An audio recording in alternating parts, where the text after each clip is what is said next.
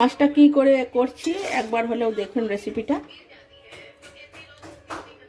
আজকে দেখুন আবার দুয়ারে মাছ বিক্রি করতে এসেছিল, তো আমি নিয়ে নিয়েছি এগুলো মেরিক মাছ। তো মাছগুলো ভালো করে ধুয়ে নিয়েছি, নুন হলুদ মাখিয়ে নেব।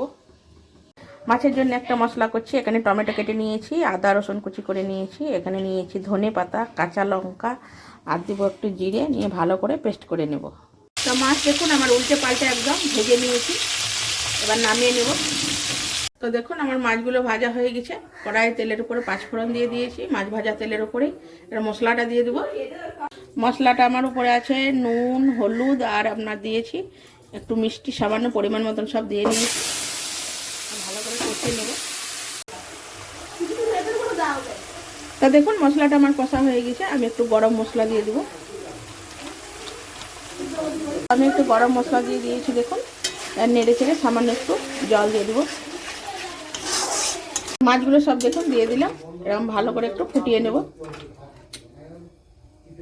আমি একটু কাশ্মীরি লঙ্কা গুঁড়ো দিয়ে দিলাম। দেখুন মাছটা আমার একদম রেডি হয়ে গেছে, গ্যাস বন্ধ করে দিলাম, এবার নামিয়ে নেব।